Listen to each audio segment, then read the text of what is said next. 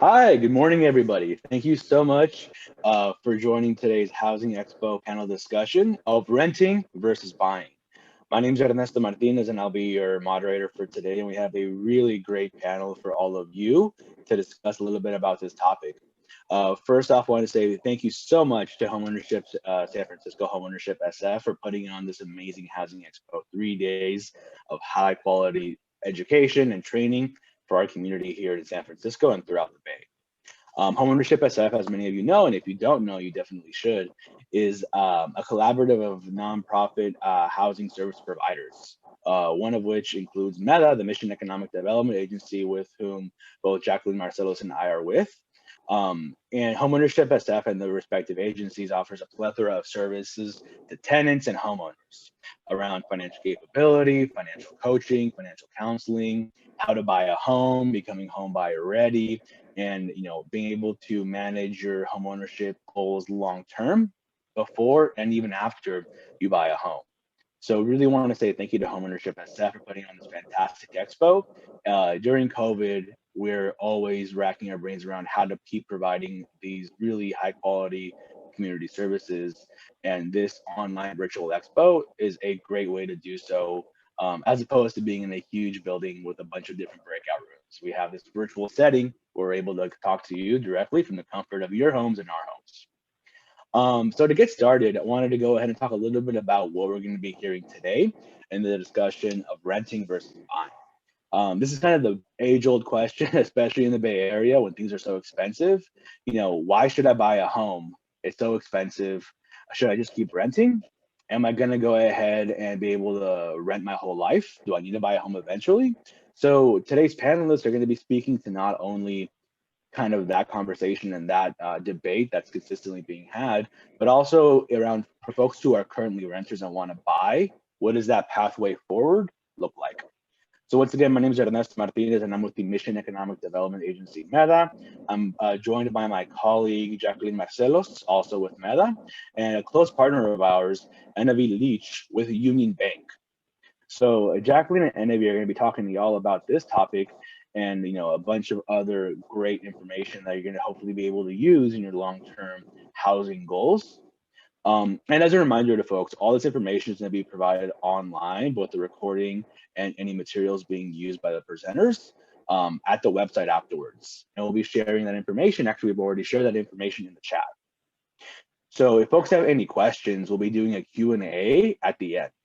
To not go ahead and have a smooth presentation, we'll be taking all questions at the end. But if you're hearing something and you have a question, please pop that into the chat. Type it in, and we'll be able to answer those towards the end.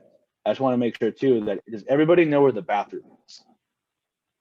That's always a really important thing. Thank you, Andy, for laughing. That joke's about 50-50. So with that, I'm going to turn it over to my colleague, Jacqueline Marcelos with MEDA, to discuss this conversation about should I rent or should I buy? So take it away, Jackie. Sure. Thank you so much for that introduction, Ernesto, and welcome and bye. Just give me a moment, my doggies. As folks can tell, Jackie's dog is also very much opinionated on this topic of renting versus buying. All right. So, well, as Ernesto mentioned, today we're going to talk about what are the pros for to buy a home or to become a homeowner. And some of the pros it will be for tax benefits, or especially if you get the mortgage credit certificate. Another pros it will be that you're going to build equity is generational wealth.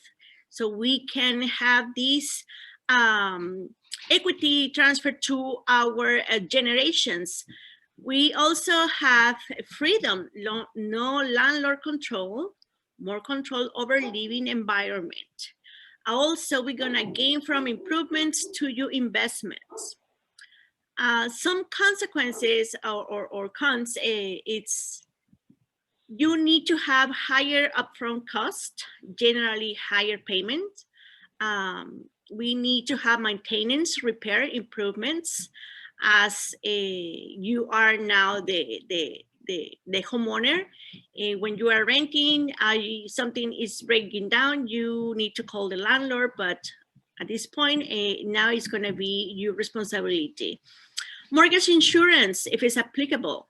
I believe we're going to talk about in a little bit about the mortgage insurance, if it's applicable. Also, utilities, this will require long-term planning. Is also a long-term financial commitment, HOA dues, if it's applicable. We have also, it's harder to relocate and you might have to sell or plan for it in advance. It's investments, gains, losses, and depend on the market. This is some part of the buying a homeownership. For the rental area, we have some pros. It's a low upfront cost. You will need security deposit, but projected return of the deposit. Also lower monthly financial obligations. Landlord responsible for maintenance and repairs, and it's also ability to move relatively often is more easy.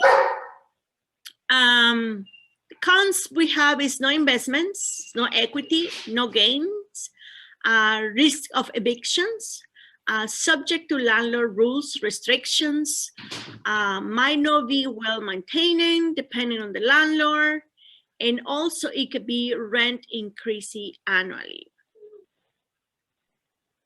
Great, thank you so much for that, Jackie. So Jackie, just in a moderator capacity, it sounds like what you're saying is that there's a lot more benefits in terms of wealth building for buying a home, but it's also a lot more responsibility, right? Yes, it's a long commitment, of course, and this will affect the entire family because this is a project for the entire family. Who's gonna live there? How many years? And after who's gonna finish paying the house? This is something that I like to talk about. Your timeline when you are buying a home is you are a certain age and you need to count how many years of your mortgage, like let's see 30 years, how old you're going to be at that time, and who's gonna take care of the remaining years of paying that mortgage. I like to talk about that timeline because it's important to understand this is a long commitment and everybody in the family needs to be participant on this. So we can definitely decide who's gonna be able to finish paying the house. Yep. Great, thank you so much for that, Jackie. That's kind of a big question that I'm sure a lot of people are asking, right? A lot of the folks in this room might be renters and thinking around, should I keep renting or should I kind of start down this homeownership journey? And while that's a conversation for everybody to answer in themselves, you're the best expert on yourself. It's really important for us to be able to kind of see what the factors are and see what the responsibilities and different aspects are. Jackie, would you be able to talk to us a little bit more about rental opportunities and tenant responsibilities if folks want to go ahead and stay tenants or improve their rental situation? Sure. As we mentioned, a part of these situations is we know the rents in San Francisco are very high, right? And sometimes we decide to always be San Franciscans, right? We don't want to move out of the San Francisco because so many opportunities, but at the same time it's very expensive. As you can see, some rents right now are over 25,000, and you can decide if that amount is enough for you maybe to pay for a mortgage out of the San Francisco area. But where we can find out some rental opportunities and tenant responsibilities. One thing is finding a unit. How we can find a unit? Well, you can usually websites, Craigslist, Trulia, Rent.com, Zillow, etc. Also, we have some Facebook group like Juanitas, at least from the LGBT. And we have the Bay Area pet-friendly housing, San Francisco sharing housing and apartments. Also, neighborhoods for rents signs. You go around San Francisco City and you can just find any rent size available. Also, rental management companies. Dahlia, that is our favorite, that as we are very, we identify us in that platform with Dahlia, so it's the one we use the most as a meta. And also co-living share housing. This is some of the how you can find a unit. Some of the tenant responsibilities, of course, is going to be pay for security, a deposit, pet deposit, that protects the landlords. We need to have renters insurance, very important, and also has to be part of your budget. Follow local laws related to use noise and trash disposal. Also, we need to notify the landlord if there are any property issues. Pay your rent on basic utilities on time. Owner's right to enter property with a notice. Follow landlord restrictions, pet or sublease. And here a little tip, be sure, understand the lease term, master tenant or subtenant. Rent increase annually subject to the rent control laws for rent control and allowable rent increase based on CPI. Great. Thank you so much for that, Jackie and Jackie's dog. I know he has given a lot of good opinions in the background. You know, and it sounds like for one of the big things you're saying, Jackie, is that for rental, it's really kind of a free for all. It's very much a free market where it's like, how do I find a unit? Any way you can. San Francisco sometimes. Signs and the doors, your friends, social networks, Facebook, all this kind of stuff. And that there's a lot of responsibilities as well with being a renter and being a tenant.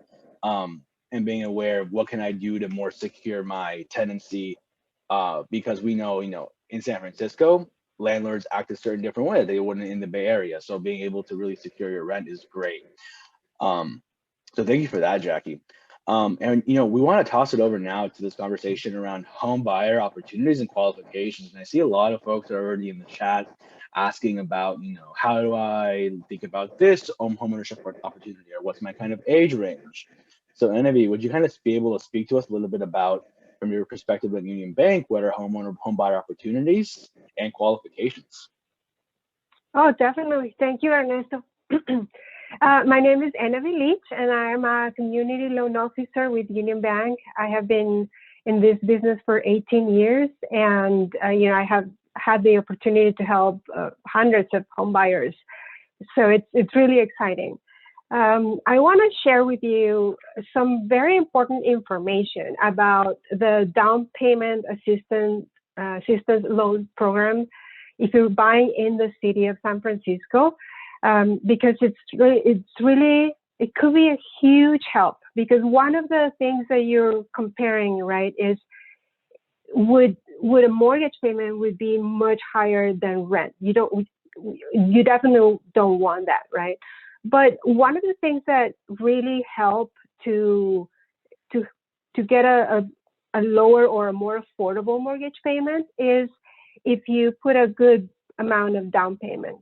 And these down payment assistance can get you up to $375,000 in down payment assistance, which is fantastic. That's a huge amount. And there are income limits. You definitely need to be a first-time home buyer. So you couldn't have owned a home in the last 3 years to be able to apply for this. There are income limits, but the income limits are very generous.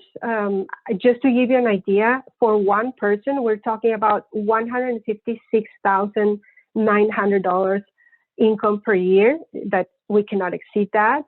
And the more people applying, or the more people in the household, that helps for that amount to be bigger and bigger and bigger. So for 9 people, we are talking about 9 people in the household, okay? And we're talking about $313,850. That's the income limit. So very, very generous. The way you can apply is, or the requirements are, you need to have your homebuyer education, your 8 hours of homebuyer education. You have to have your loan pre-approval from one of the approved lenders, and you can find the entire list at Homeownership SF website. Union Bank is, one of their approved lenders, and then you apply for the lottery. And the lottery, what it does is it just gives you a spot on the where or when they're going to review your application. Because if they get, well, I don't want to get into too much details, but that gets you a spot. And then if you get approved, then they will contact you and tell you all the next steps. But this is a fantastic opportunity. I also want to share with you that at Union Bank, we also have our own grant that's up to $9,000. And we also offer the WISH grant, which is up to $22,000. And it could be, it could happen that you could potentially, get help from all these three down payment assistance. And that would be, even more helpful, right? Let's see what else. There's also below market rate homes that you can see the listings, same thing at the Homeownership SF website. Those homes are, the prices are incredible because they are specifically for families who are low to medium income. And those could vary, like the requirements could vary, so they're very specific, but you can always go to the website, look at the listing, and look at the exact requirements for that particular house. But those are obviously great opportunities. We wish we had a lot more available, but the ones that are available, you can always find them there. And what the lender is looking for, you're probably pretty familiar, a good credit score. The minimum, I would say, is 620. Some lenders do it with less, but I would say, to be able to apply for this assistance, I would say at least 625 FICO score, but the higher the better. And then 2 years of stable self-employment history. And of course, if you have your own savings, then much better, because that makes you a stronger candidate. That proves that you have the good habit of saving your money. So that's great too. The interest rate, we are in an environment right now where interest rates are just amazing. The lowest they've been ever in history. They have never been below 3% ever until this pandemic happened. So they are still super, super good for all kinds of, if it's conventional loan or FHA or VA, for all types of loans, the rates are fantastic. And I really hope you can take advantage of that, because that is a big factor when it comes to keeping the mortgage payment affordable. So let's move into what that mortgage payment is about, right? We always talk about the monthly mortgage payment, but what are all the components? We call it PITI because it's principal and interest. So if you're going to get a 30-year fixed loan, hopefully, then that principal and interest is going to it's going to go towards paying your loan, right? That portion is going to be the one that is fixed for all 30 years. Besides that, you're going to pay taxes that are paid to the county. So those are determined by the county, and they could be adjusted every year. You should not expect a big increase, but they could increase a little bit because sometimes, they have to finance a public project or a park or repairs, and they have to increase or gather those funds from increasing the property taxes. So those could vary a little bit year after year. Your hazard insurance is the other part of it. So the hazard insurance needs to cover just enough to rebuild the house if it burns down. That's what the lender requires. If you need or you want some extra coverage, like earthquake coverage, that's optional. The lender does not require that. If the house is located in a flood zone, then it will need to have flood insurance. That's the other type of insurance that could potentially happen. And the other payment would be if you put less than 20% down, you're going to have mortgage insurance monthly. And if you get a conventional loan, that will eventually go away. If you get an FHA loan, that will stay there for the term of the loan unless you refinance later on. And then HOA dues. So if you're buying a condominium, for example, you're going to have to pay homeowner association fees. Those are the whole HOA dues. And that's, it varies a lot depending on where and what type of property you're buying. But the good thing is those HOA fees are going to cover, the maintenance, all the maintenance outside the building, all the common areas. So you're not going to have that expense as a homeowner because the HOA is going to cover that. Let's see.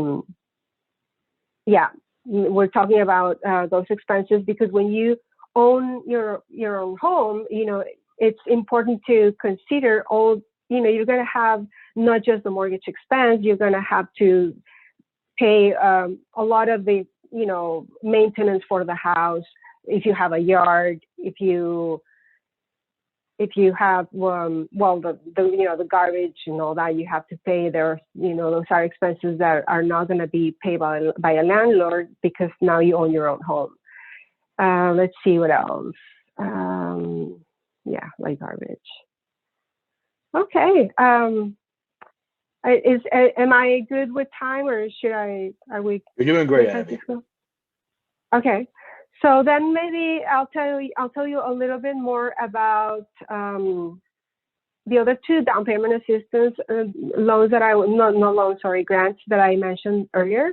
So our Union Bank grant is up to $9,000 and that's available everywhere in California. $9,000 for certain counties that are higher priced and then $6,000 for every other county.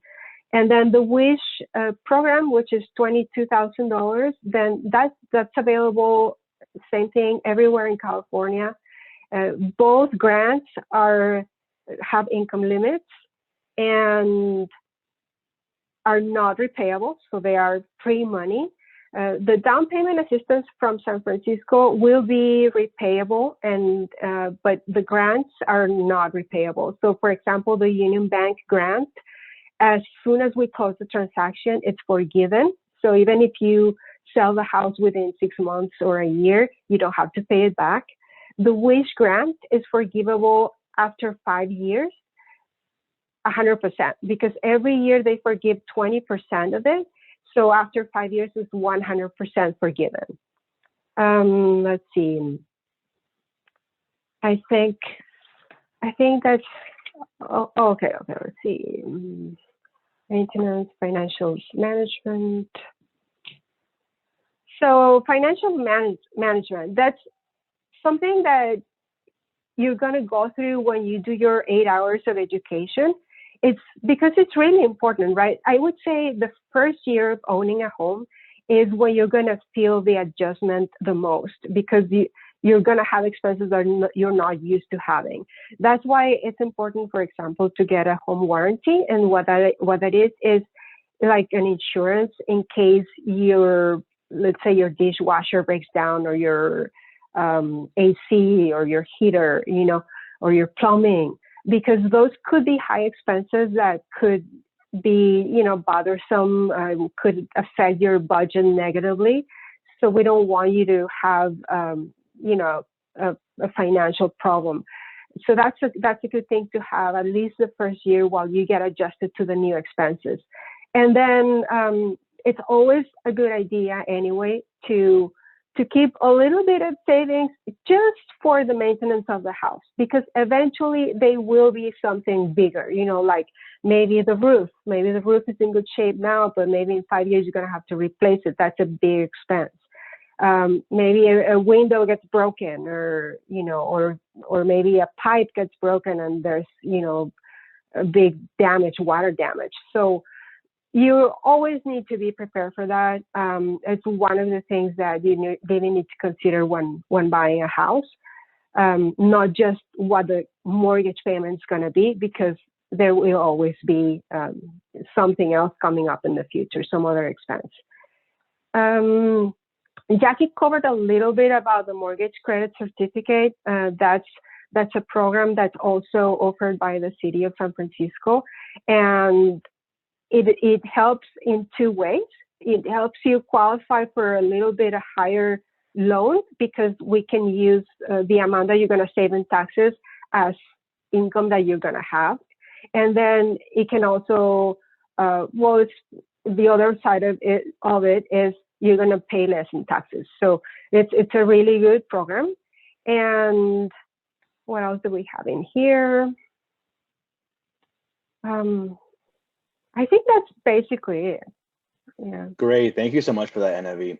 So, you have us a lot of really amazing information right now from obviously years and years of experience at Union Bank. Kind of what I heard a little bit is that there's a little bit like 3 stages, as you were mentioning, of kind of this homeownership process, right? There's kind of like, I'm thinking about it, but I'm not quite ready to I maybe have to work on my credit score, maybe I have to work on my savings. So there's this portion that's getting mortgage ready, right? And a lot of that is just through like budgeting and making sure that you're paying your bills on time and things like that. And then the really interesting part that I'm sure a lot of folks are interested in is actually when I'm ready to buy my home, qualifying for these great programs with the city. Do I want to buy a BMR or not? And actually going through your lender, if it's Union Bank or other banks, to go ahead and see what they offer as well. And then there's the there's a third and final piece, which is like, okay, I've now successfully bought a home. I've painted it the color that I want to paint it. I bought the dog, I bought the cat, whatever that is. And now I have to basically make sure that I can keep paying this home and, making sure that it's stable long term. Would you kind of bucket them in those kind of 3 categories, NFV? Yeah, no, that's perfect.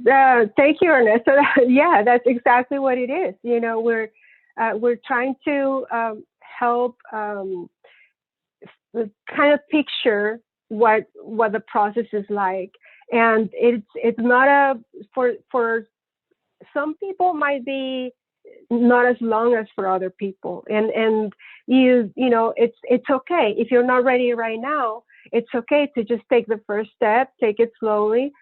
Definitely, agencies like Meta are super helpful, because going through that first-time home buyer education gives you a lot of information on how to get started and how to get ready. Because if you are just starting to look at this process, I'm sure you still have a lot of questions, and you might be really close to be ready, but you might not, right? Everybody has a different situation. So it's very important to see where you're at right now, and then have very clear where you want to be, and then just map the steps to get there. So yes, thank you. Yeah, of course. We have a lot of formal mottos in Meta. We have an informal motto, which is my favorite. That's just CSEP by that you always can, right? Yes, we can. And I think that really a lot of times for people who are in the homeownership process is the most important thing to hear, that maybe I'm 5 years away from buying a home, but it's still completely doable, y'all. I want to toss it over back a little bit to Jackie. So to her explain us, even though explain to us a little bit about what's the cost of both renting and buying, and then what are the proceeds and advantages of both renting and buying. Jackie, do you mind taking the mic on this one? Sure. Thank you. Thank you so much for that.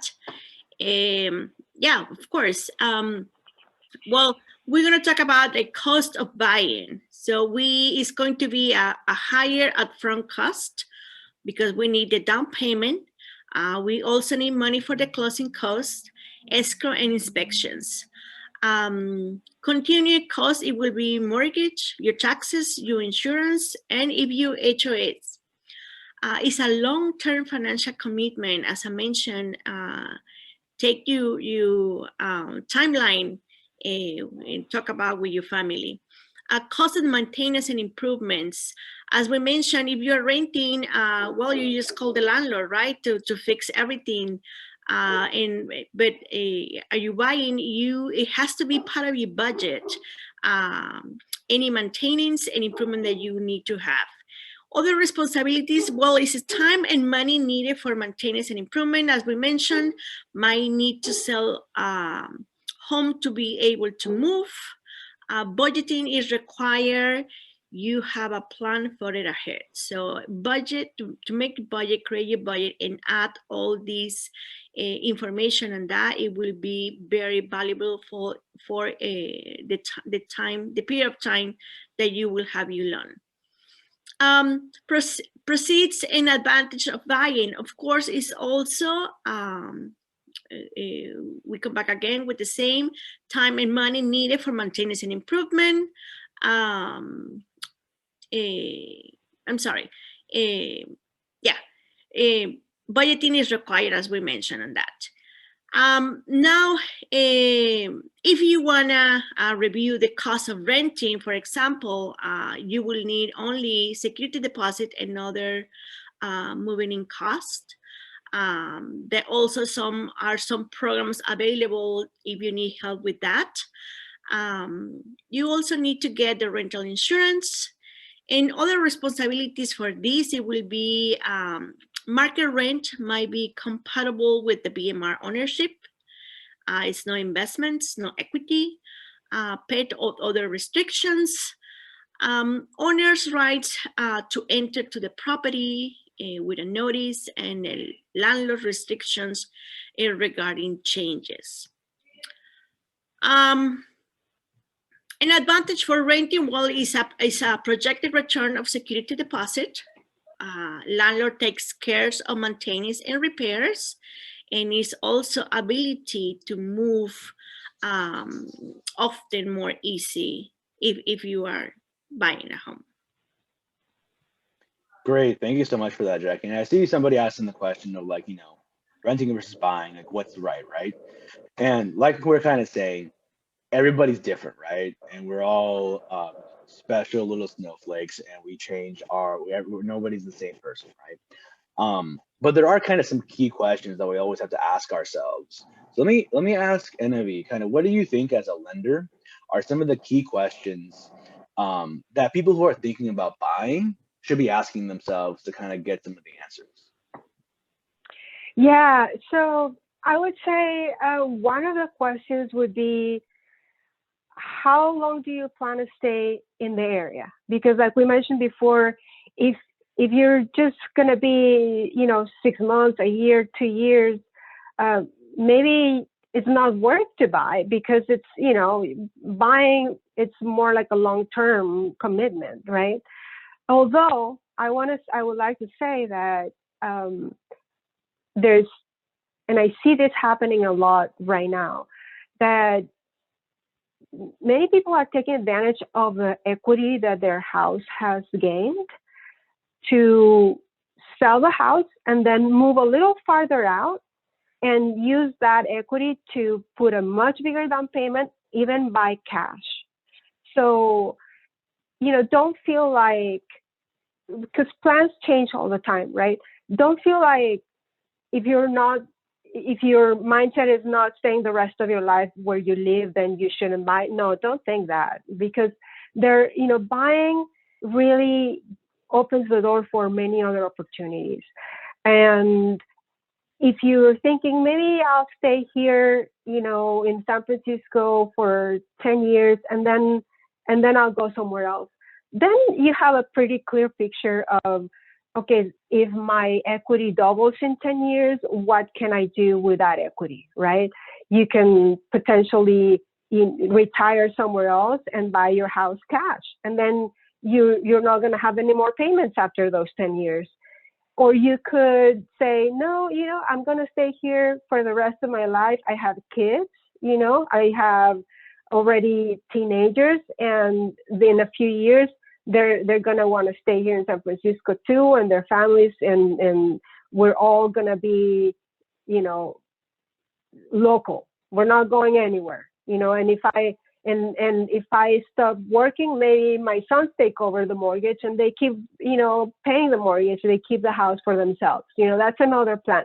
So it's very important. Those are questions that you can ask yourself. And then, how much do you have in savings? That's important because, like we mentioned before, it's not just about making the mortgage payment. It's important to have a little bit of reserves because you never know if, for example, we never expected this pandemic, right? And even though the government is helping, if you have your own savings, you're going to be just much better off, right? Less stress to make all your commitments, make all your payments, etc. And what neighborhood do you want to live in? That's another thing, right? Because what if you're just set on I only have these two neighborhoods, that's it. Like, if I can't buy here, I'm not gonna buy anywhere else. I'm just gonna rent. So if you're just set like that, then you just do your homework. What are the prices on those neighborhoods? Can I afford it or not? And then if you cannot afford it and if you don't have the flexibility to move a little farther out, then there's your answer, right? You have to rent. There's not going to be any other option. But maybe you are okay moving to another neighborhood that's a little bit more affordable. And then, you're going to have to look, you're going to want to look at what's important for me. Are the schools important? Do I still have kids? Or maybe you don't have kids and you don't care about the schools, but you care about having a shopping area close by, or etc. Those are things that you need to ask yourself. And then definitely your household size, because if you just, let's say you're newlywed, but you're planning on having kids, maybe you don't want to buy a 1-bedroom apartment because that's going to be, not usable in a very near future. So those are important questions. And then, of course, your employment. I know that this pandemic changed a lot the housing situation for many people. And that actually, I would say, that brought a lot more listings in San Francisco than before, because many people from the city decided to move farther away to be able to have a bigger house or a backyard that they couldn't have in the city, etc., because now they can work remotely. So your type of job and your job security has a lot to do with what you can or should plan for. Great. Thank you so much, Enevi. And what I kind of, a big pro that you said in there that I want to highlight, that aligns with what Meta's kind of coaching model is that has to, your home decision and where you want to buy and how you want to buy and what you want to buy has to align with your values, right? Mm-hmm. What do you value? Do you value good, good school system for your kids? Do you value being able to have a lot of access to green spaces?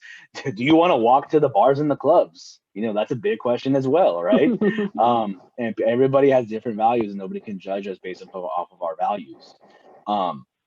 And from this piece is the rest kind of falls into place, right? The rest, they can work with a lender like you to figure out, a coach like Jackie to figure out. There's a lot of, resources to kind of figure that pieces out. But understanding a little bit about what you value in a home is going to be really key for folks kind of just to even start their home ownership process. I know when Jackie was training me originally around financial coaching, she was always like, it starts and it ends with the values that our community has whenever they're thinking around, why do I want to buy a home? Why do I want to build wealth? Why do I want to do all of these things, right? So thinking around those pieces is really helpful. And, Enevi and Jackie have so much information here. I want to just, there's a lot of folks on this call. This is only an hour call. This is only an hour presentation, right? So folks are going to leave here with a lot of questions. We're going to answer them in a minute, as many as we can. But Jackie, tell me, where can people go if they still have questions, and where should they go from here if they still want more information around buying a home. Sure. Thank you, Ernesto, for that. Well, as you might know, we are 5 agencies. It's a collaboration of 5 agencies that we are under Homeownership SF. And we are providing a workshop for first-time home buyers education. You can find the calendar at the homeownershipsf.org, or you can also visit our website at Meta. And after you participate on the first-time homebuyer workshops, you can request a one-on-one counseling session with a HUD-approved housing counselor, where you can ask as many questions as you need. We also provide a coaching on that. Financial capability is part of these conversations. And also, you can meet with a loan officer for no obligation, a pre-qualification letter, and start getting these approvals for to try to make an offer for a house. Very important to attend this information so you understand what are you getting into, and have you a consultation with your housing counselor. Mm-hmm. Great, thank you so much, Jackie.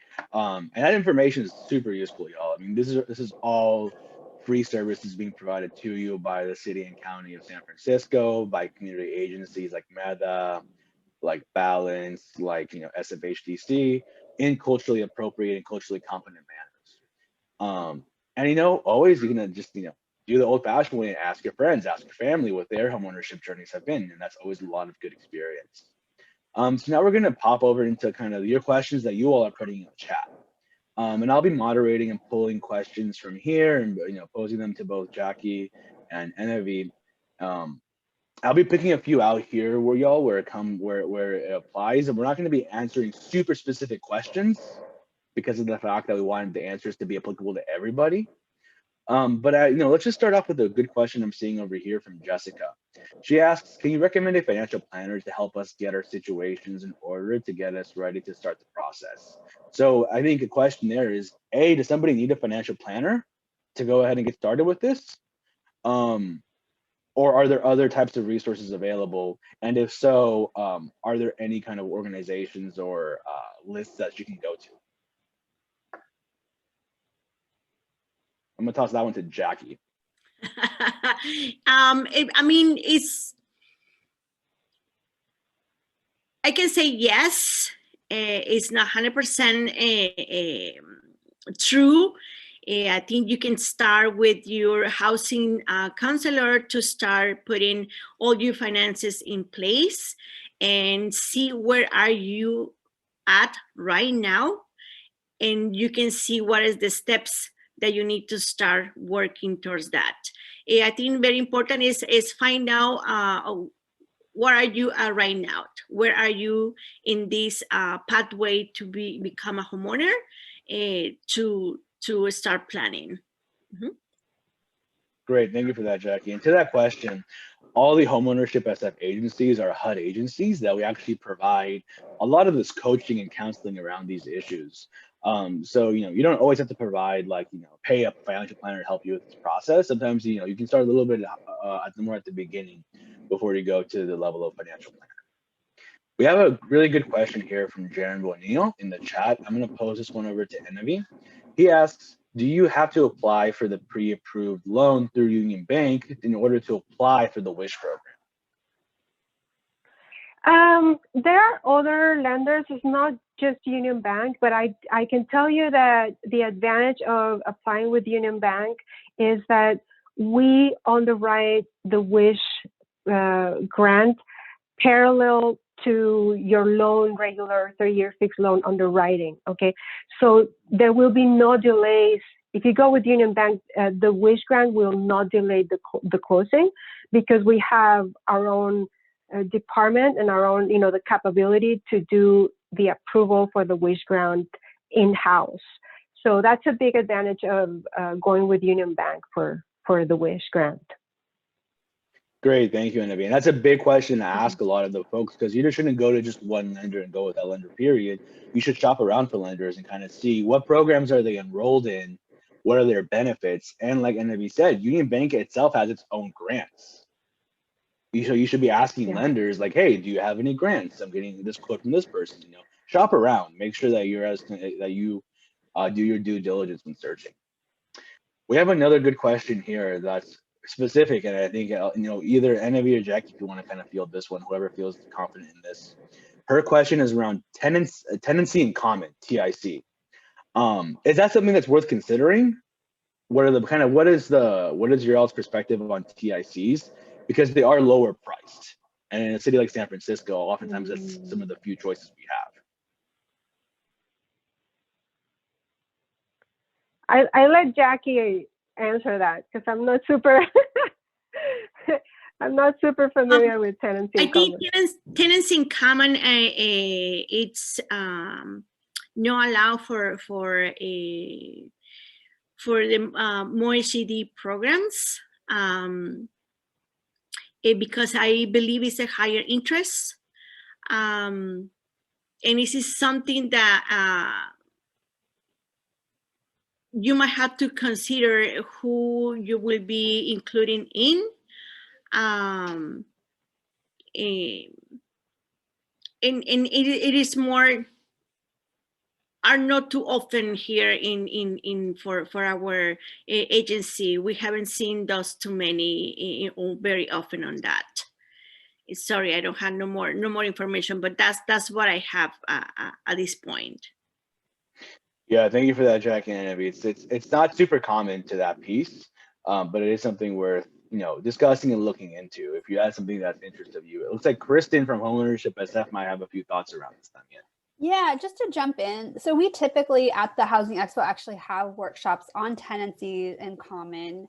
They are, of course, not as common as most of the other affordable home buying options, but they do tend to be more affordable, largely because of the structure of how tenancy in common works. It's a little bit different than buying a condo or a single family home, because typically you might have multiple units that are owned literally in common to some degree. And so what I would suggest is if you're considering a tenancy in common, please contact us at Homeownership SF, and we can help connect you to somebody who can kind of walk you through some of the like practical information about what that means to consider a tenancy in common and what the differences are between ownership in a tenancy in common versus your own condo or, again, market rate home, because there definitely are some really important differences that are worth knowing. And I'm going to go ahead and type our email address into the chat so you all can contact us directly with those questions. Thanks. Thank you so much, Kirsten. Really appreciate that. Yeah, once again, y'all, the conversation here is that there's a lot of research to do when buying a home, and even more when you're looking at non-traditional methods like a tenancy in common. Not that it's super non-traditional, but that it's different than what is usually out there. We have a really good question, potentially controversial, coming over from Carol Osorio, talking about HOAs. So she's saying out here, like, an HOA is a lot of money, especially in a city like San Francisco. It could honestly come out to being like half of what might be considered a reasonable rent in San Francisco. And if they're going to keep raising, HOAs are raisable, what's the benefits of, like, what's the risks of having like a condo with a high HOA that might even be going higher, because isn't that going to put me at risk of not being able to make the payments? I would say that is one of the downsides of buying a condo, because there is no control. You don't have any control over how much the HOA can increase every year, and they can increase it every year. So that's definitely something to keep in mind, because if you, like I said, I think, and this is a question that's better for a realtor, but I think there might be good opportunities to buy in San Francisco a regular house. And of course, it will be a much better option thinking about the HOA, right? Because if you buy a regular house, you just won't have the HOA problem. The HOA problem meaning if it goes up, right? You're not going to have to worry about that. So definitely, I know that the HOAs in San Francisco are very, very high. So it's definitely something important to keep in mind. Yeah.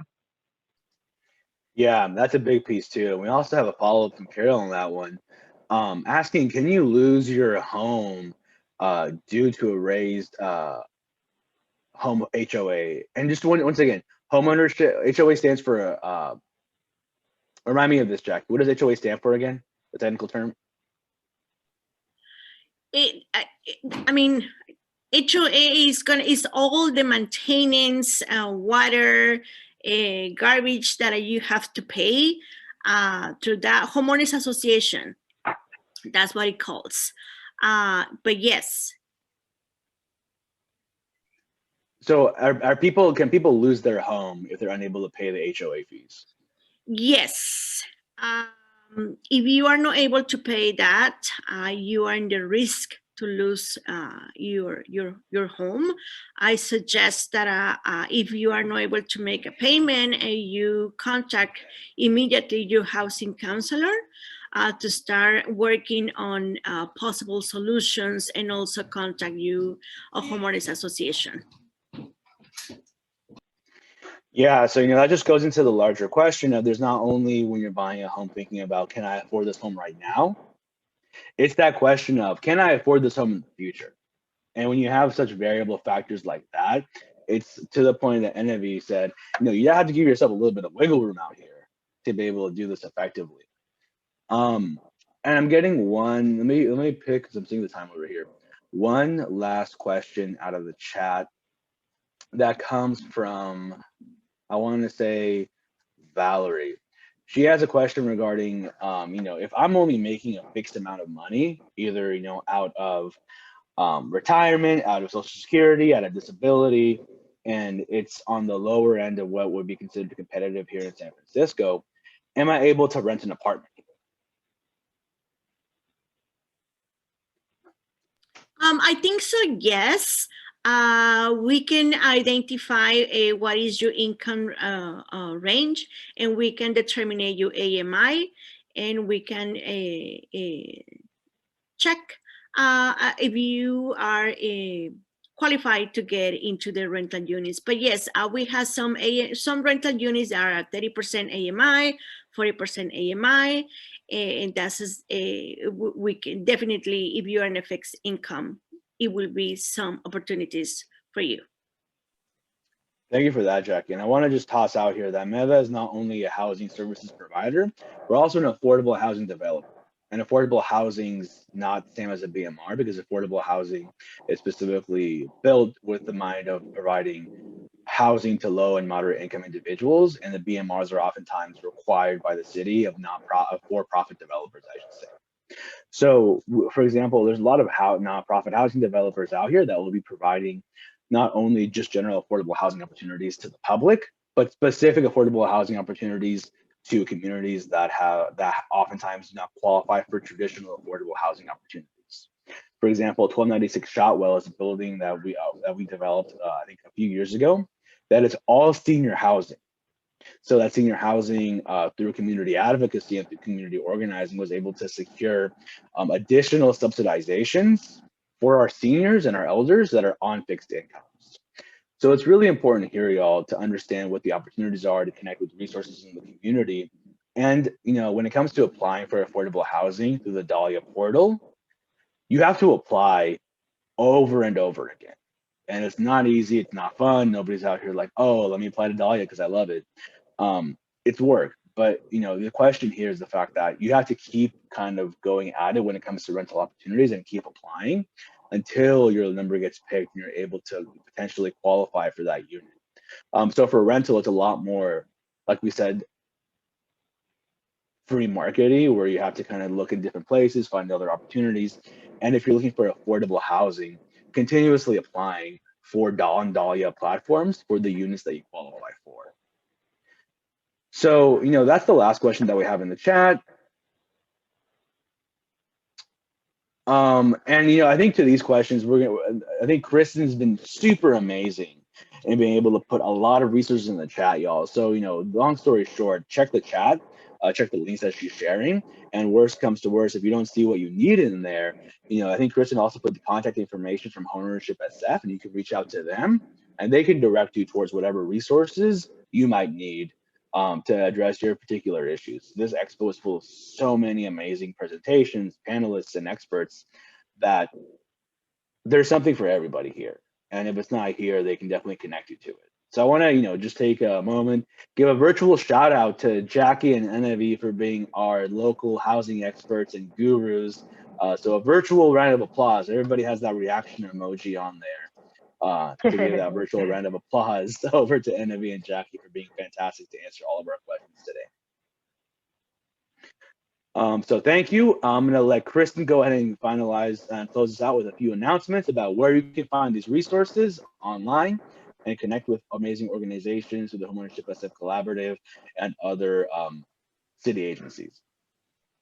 Awesome. Thank you so much. I just want to thank Ernesto for being a really fantastic facilitator and just summarizing some key points and really keeping this conversation going in such a phenomenal way and managing questions. I know that's challenging. Thank you so much. And Enavi and Jackie, thank you so much for the wonderful information that we have imparted to us now as we consider, where we're at in terms of renting and buying, what works best for where we are now and where we might want to go and what we might need to do to get there.